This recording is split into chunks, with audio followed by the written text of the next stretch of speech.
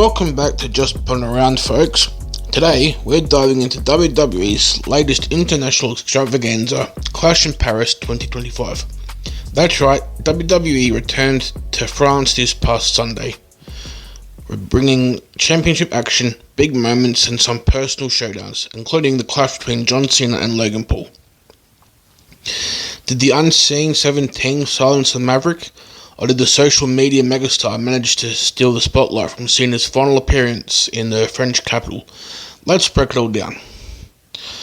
So as a reminder, here's the match card from the show. We had John Cena versus Logan Paul.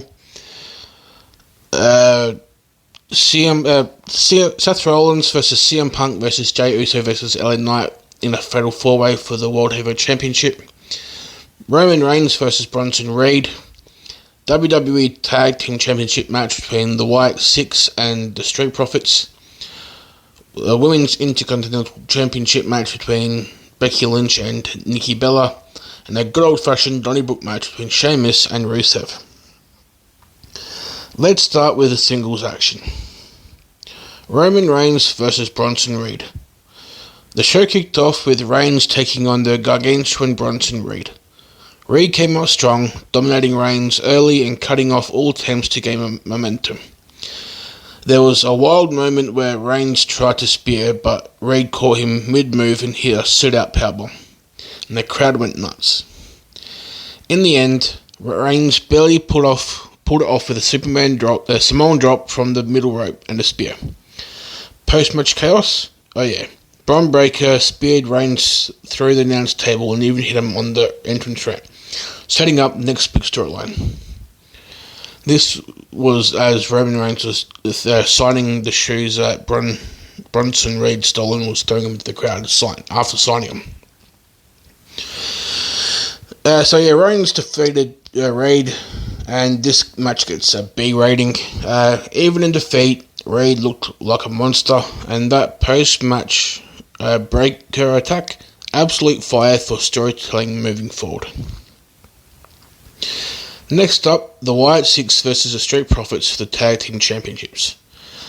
This was a high-effort, back-and-forth contest.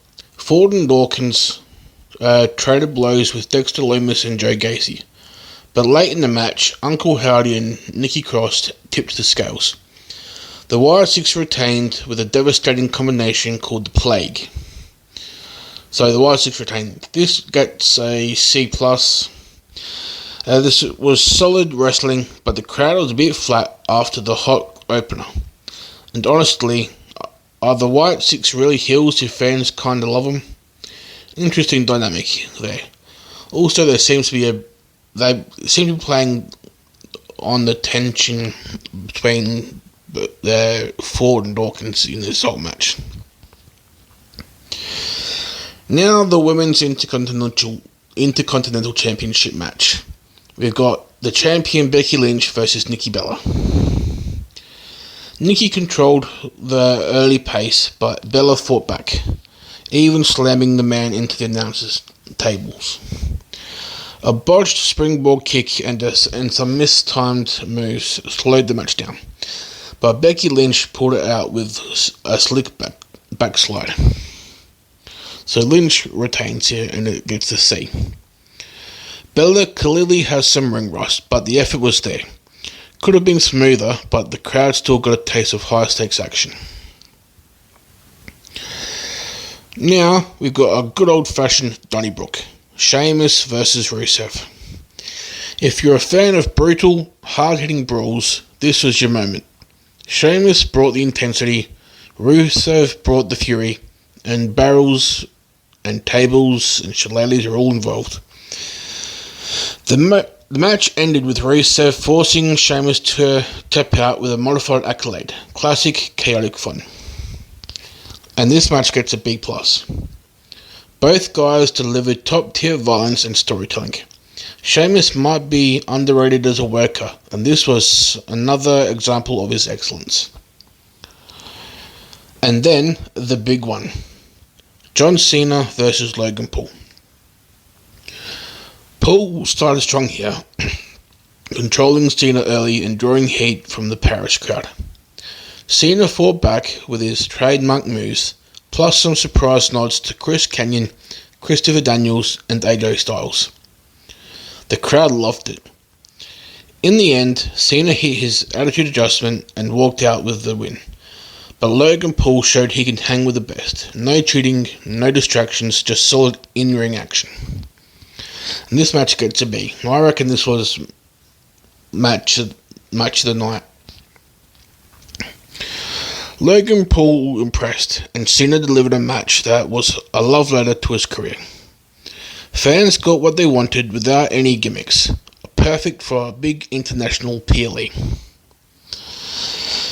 And finally, the World Heavyweight Championship Fatal 4-Way. Seth Rollins defending against Jey Uso, CM Punk, and LA Knight.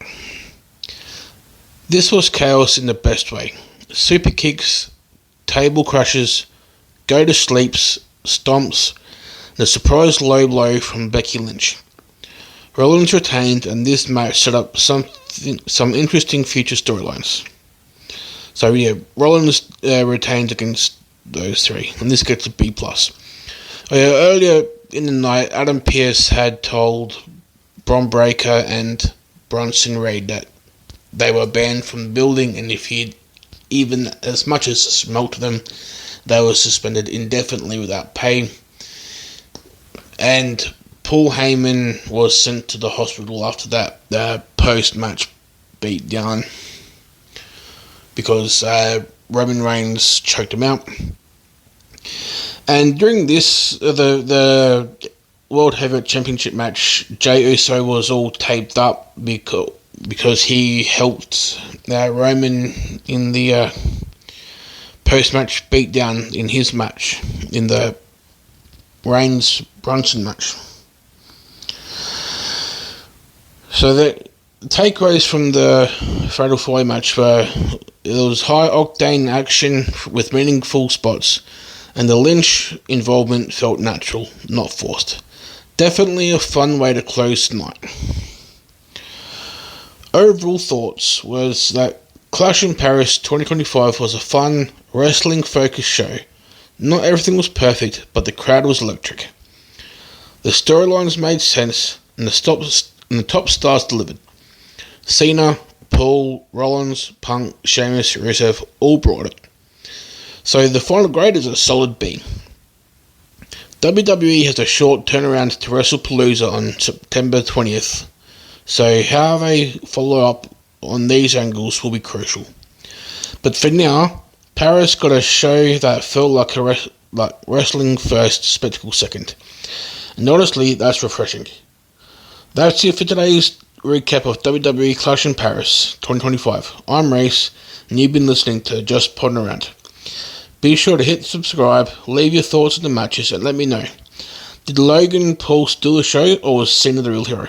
Until next time, stay squared away, and keep podding around.